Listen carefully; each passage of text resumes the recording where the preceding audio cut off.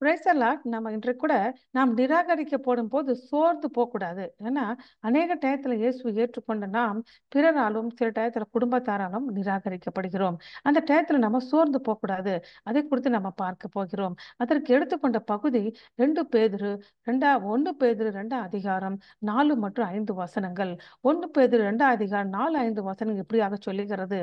மனுஷரால் தள்ளப்பட்டதாயினும் தேவனால் தெரிந்து கொள்ள வெளியேறப்பட்டதுமாகிய ஜீவனுள்ள கல்லியாக அவரிடத்தில் சேர்ந்தவர்களாகிய நீங்கள். அப்ப இயேசு கிறிஸ்து என்ன சொல்ற, ஜனங்களால் மனுஷரால் அப்படிப்பட்ட ஜீவனுள்ள கல்லாகி அவர் கூட நம்ம சேர்ந்திருக்கிறோம். அவர் மட்டும் ஜீவனுள்ள கற்கள் அல்ல, நாமக்குள்ள ஜீவனுள்ள கற்களை போல ஆவிக்கேற்ற மாளிகையாகும் இயேசு கிறிஸ்துவின் மூலமாக தேவனுக்கு பிரியமான ஆவிக்கேற்ற பலிகளை செலுத்தும்படிக்கு பரிசுத்த ஆசாரிய கூட்டமாகவும் கட்டப்பட்டு வருகிறோம். நாமெல்லாம் ஆவிக்குரிய பலிகளை செலுத்த வேண்டும். எப்படிப்பட்ட ஆவிக்குரிய பலி என்று சொல்லி பார்க்கும்போது, பிறர் நம்மளை நிராகரித்தா கூட நாம் பிறர் அன்பு கூர்ந்து அப்போ அன்பு கூறும்போது திரளான பாவங்கள் மூடப்படும். நமக்கு இருக்கிற வரங்களை கொண்டு பிறருக்கு ஊழியம் செய்ய வேண்டும். ஹாஸ்பிட்டாலிட்டின்னு சொல்லி பிறரை வீட்டில் உபசரித்து சேர்த்துக் கொள்ள வேண்டும். போதிக்க மரம் இருந்தால் போதிக்க வேண்டும்.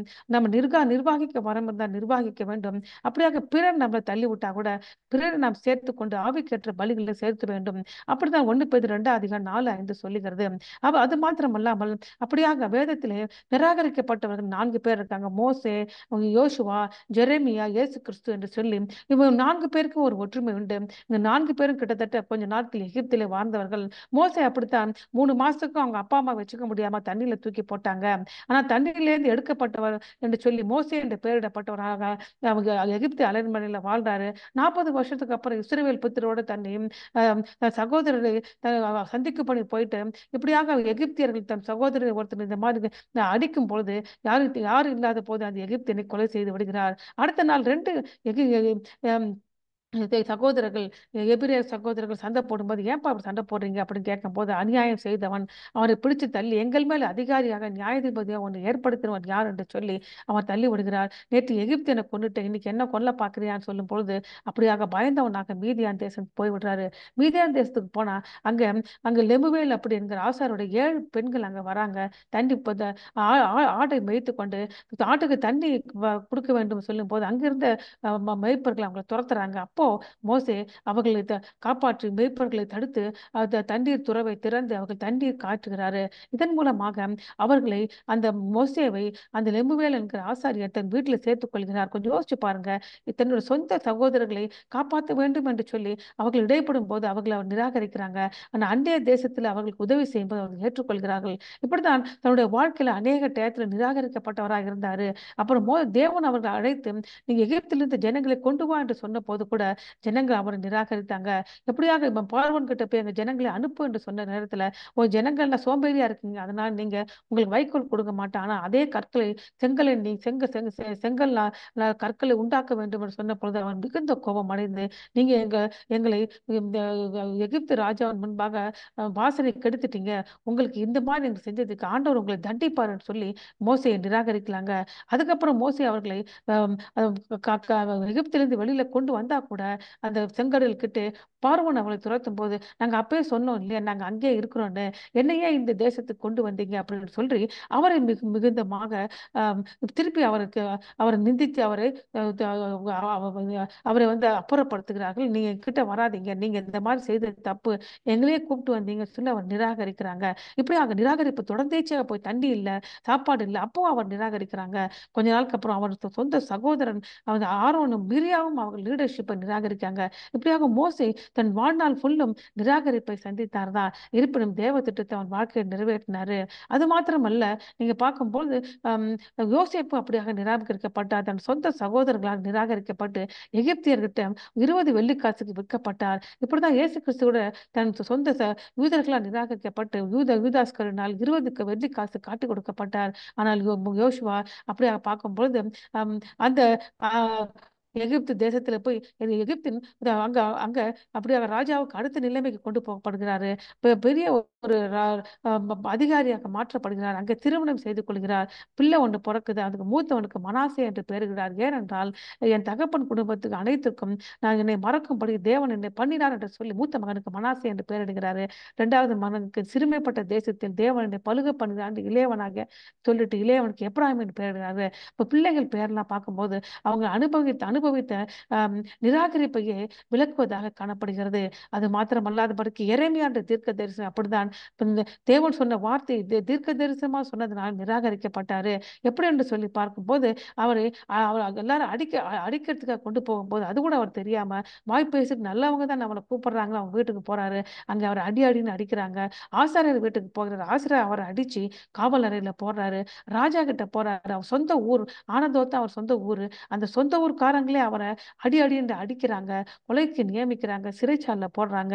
அப்படிதான் இயேசு கிறிஸ்து நாசரேத் ஊர்ல தான் அவர் வளர்ந்தார். அந்த ஊருக்கு போய் அந்த சினகாக் அப்படிங்கிற ஜெப ஆலயத்துல போய் போன பொழுது அவரை கொலை செய்வதற்கு எத்தனை எரேமியாவை போல அதே மாதிரி எரேமியா தீர்க்க தரிசனம் நாள் அவர் எல்லாருமே நிந்தித்தாங்க. அவரை வெறுத்தாங்க. அதுக்கப்புறம் காவலர்ல போட்டாங்க. அநேக அடிகளை அடித்தாங்க. அதுக்கப்புறம் இறுதி என்ன பண்ணாங்க சொல்லி பார்க்கும்போது துறவில் என்று சொல்லுகிற செங்கல் துறவில போட்டுட்டாங்க. கொஞ்ச நேரம் அவன் செத்து போயிருப்பான். அதுக்குள்ள ராஜா ஒரு ஏபேத் மிலக் என்ற ஆளை அனுப்பி 30 பேரை கொண்டு அவனை துறவில இருந்து தூக்க வைக்கிறாரு. ஜெயிலே கிடக்கிறாரு. அவன் மறுபடியுமாக எருசலேம் முழுமையாக பாபிலோனால சிறைப்பட்டு போன பிறகு நேபுகாட் நேச்சர் ஆள் வந்து சிறையில இருந்து விடுதலை கொடுக்கிறாரு.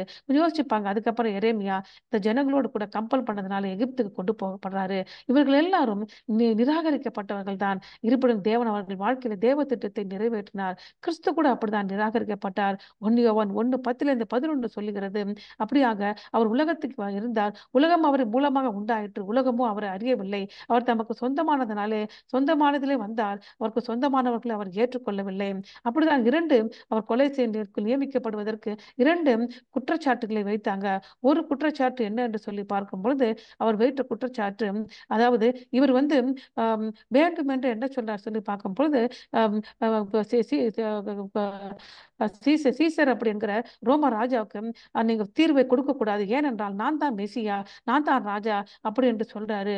அடுத்து என்ன பண்றாரு சொல்லி பார்க்கும்போது கலிலே நாடு தொடங்கி எருசலேம் வரைக்கும் இதெல்லாம் உபதேசம் பண்ணிட்டு ஜனங்களை கலகம் பண்றாரு அப்படி என்று 2 விதமான அக்யூசேஷன் அவர் மேல போடுறாங்க. அப்படியாக பிலாத்து அவர் விடுதலை செய்ய பார்க்கும்போது பரபாசை விடுவிக்கிறேங்கிறாங்க. இல்லவே இல்லை. பரபாசு பெரிய கொலைகாரன். அவனை விடுவிச்சிருங்க. ஆனா இப்ப இயேசுவை நீங்க கொலை செய்யணும் என்று சொல்லி அவர் சிலுவையிலே அறைகிறார்கள். இப்படித்தான் இயேசு நிராகரிக்கப்பட்டாரு. இவர்கள் எல்லாம் ஜனங்களை நிராகரிக்கவில்லை. இவர்கள் யாரை நிராகரித்தார்கள்? தேவனை நிராகரித்தாங்க. தேவனுடைய வார்த்தையை நிராகரித்தாங்க. தேவனுடைய ஞானத்தை அறிவை நிராகரித்தாங்க. கிறிஸ்துவை நிராகரித்தார்கள். தேவனை நிராகரித்தார்கள். அப்படிதான் கர்த்தர் சாமுவேலை நோக்கி சொல்றாரு. இவங்கெல்லாம் ராஜா வேணும்னு கேட்கறதுனால அவங்க ஒன்றை தள்ளி விடவில்லை. அவர்கள் என்னைத்தான் தள்ளி விட்டார்கள் அப்படி என்று சொல்றாரு. அதே மாதிரி தேவனுடைய வார்த்தை நிராகரித்தார்கள். சவுல் தேவனுடைய வார்த்தை நிராகரித்ததால சாமுவேல் சொல்றாரு, நீ கர்த்தருடைய வார்த்தை புறக்கணித்ததால நீ இஸ்ரவேல் மேல் நீ ராஜாவா இறப்பதற்கு தேவன் புறக்கணித்தார் என்று சொல்றாங்க. அடுத்தது தேவனுடைய ஞானத்தை புறக்கணித்தார்களாம். நீங்க அறிவை வெறுத்தீர்கள். ஆகையால் நீங்க ஆசாரா இராதபடிக்கு நான் உங்களை வெறுத்து விடுவேன். நீ உன் தேவனுடைய வேதத்தை மறந்தாய். ஆகையால் நான் பிள்ளைகளை மறந்து விடுவேன் என்று ஓசியா 4:6 சொல்றாங்க. இறுதியாக கிறிஸ்துவை நிராகரித்தார்கள். மனுஷகுமாரன் பல பாடுகள் படவும் மூப்பராலும் பிரதான ஆசாரர்களும் வேத பாடல்களாலும் ஆகாதவன் என்று தள்ளப்பட்டு கொல்லப்பட்டு 3ஆம் நாளில் உயிர்த்தெழுக்க வேண்டும் என்று தன்னுடைய சீஷர்களுக்கு இயேசு கிறிஸ்து பிரசங்கிக்க தொடங்கினாரு. அதனால உங்களை இன்னைக்கு யாராவது நிராகரித்தார் என்று சொன்னீங்க பாத்தீங்கன்னா அவர்கள் உங்களை நிராகரிக்கவில்லை. யாரை நிராகரிக்கிறாங்க? தேவனை நிராகரிக்கிறாங்க. தேவனுடைய வார்த்தையை நிராகரிக்கிறாங்க. கிறிஸ்துவை நிராகரிக்கிறார்கள். தேவனுடைய ஞானத்தையும் அறிவை நிராகரிக்கிறார்கள். அதனால் இயேசு கிறிஸ்து சொல்றாரு, சீஷரை நோக்கி உங்களுக்கு செவி கொடுத்தவன் எனக்கு செவி கொடுக்கிறான். உங்களை அசட்டை பண்ணுகிறவன் என்னை அசட்டை பண்ணுகிறான். என்னை அசட்டை பண்ணுகிறவன் என்னை அனுப்புறவரை அசட்டை பண்ணுகிறான் சொல்லி அதனால நீங்கள் உங்களை நிராகரிக்கும் போது நீங்க அதை பத்தி கவலைப்படாதீங்க. அவங்க உங்களை நிராகரிக்கவில்லை. தேவனை நிராகரிக்கிறாங்க. தேவனுடைய வார்த்தையை நிராகரிக்கிறாங்க. இயேசுவை நிராகரிக்கிறாங்க. பிதாவை நிராகரிக்கிறாங்க. நான் உங்களுக்காக ஜெபிக்க விரும்புகிறேன். அப்ப துதிக்க நன்றி சேர்த்திருந்த நாள்ல கூட ஆண்டவரே எங்கள் வாழ்க்கையில சந்தித்த அநேக நிராகரிப்பு நாங்கள் துக்கப்படவில்லை ஆண்டவரே. எல்லாவற்றையும் உமக்கிட்டே சமர்ப்பிக்கிறோம் ஆண்டவரே. உலகம் உங்களை பகைத்தது ஆண்டவரே. அதனால எங்களையும் பகைத்துக் கொண்டிருக்கிறது அறிந்து கொண்டு அன்பர் இயேசுவின் நாமத்தில் ஜெபிக்கிறேன் பிதாவே. ஆமென். கர்த்தர் உங்களை ஆசீர்வதிப்பாராக. ஆமென்.